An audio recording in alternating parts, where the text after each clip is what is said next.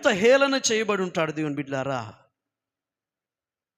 అంటే ప్రభు గ్రహించింది ఏంటంటే, అంటే ఇంతకాలం మీరు నన్ను వెంబడించేది కేవలం అద్భుతాల కొరకు, స్వస్థతల కొరకు, దయ్యాలను వెళ్ళగొడితే చాలు, ఆయన ఏదో రొట్టె ముక్కలు పంచిపెడితే చాలు, ఆయన చేపలు పంచిపెడితే చాలు అనుకుని వెంబడించారా?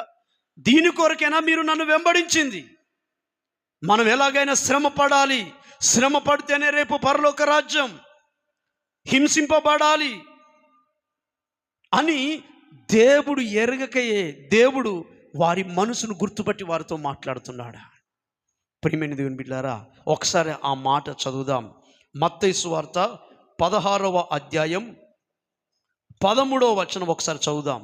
యేసు పిలుపుదైన కైసరయ ప్రాంతములకు వచ్చి మనుష్య కుమారుడు ఎవడని జనులు చెప్పుకొనుచున్నారని తన శిష్యులను అడగగా వారు కొందరు బాప్తిసమిచ్చు యోహాననియు, కొందరు ఏలియా అనియు, కొందరు ఇర్మియా అనియు, ఈ ముగ్గురు పేర్లెత్తి ఇర్మియా అనియు లేక ప్రవక్తలలో ఒకడనియు చెప్పుకొనుచున్నారనిరి.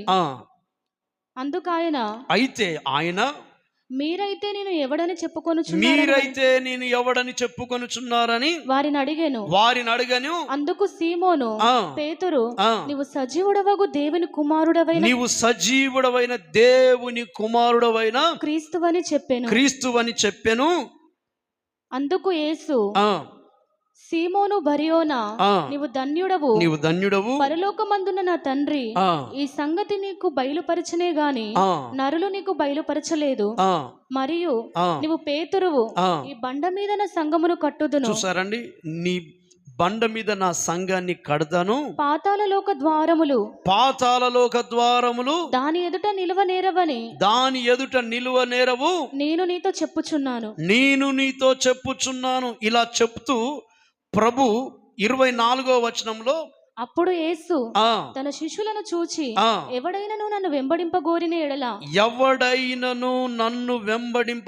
ఎడల తన్ను తాను ఉపేక్షించుకొని, మొదట తన్ను తాను ఉపేక్షించుకొని తన సిలువను ఎత్తుకొని నన్ను వెంబడించాలి. ఈ మాట ఎప్పుడు చెప్పాడంటే, పైన పేతుర్ని గద్దిస్తాడు. 24వ వచనం మనం ముందుకెళ్తే 22వ వచనంలో, పేతురు ఆయన చెయ్యి పట్టుకొని, ప్రభువా నీకు దూరమగును గాక, నీకెన్నడూ కలగదని ఆయనను గద్దింపసాగాను. అయితే ఆయన పేతురు వైపు తిరిగి, సాతానా నా వెనుకకు పో, నాకు అభ్యంతర కారణంగా ఉన్నావు. అంటే శ్రమ పడనివ్వకుండా చేసేది ఏ ఆత్మ అండి? సాతాను ఆత్మ. ఇప్పుడు నా వైపు చూడండి. పేతురు ఒకవేళ తెలుసో తెలియకో అన్నాడు అనుకోండి,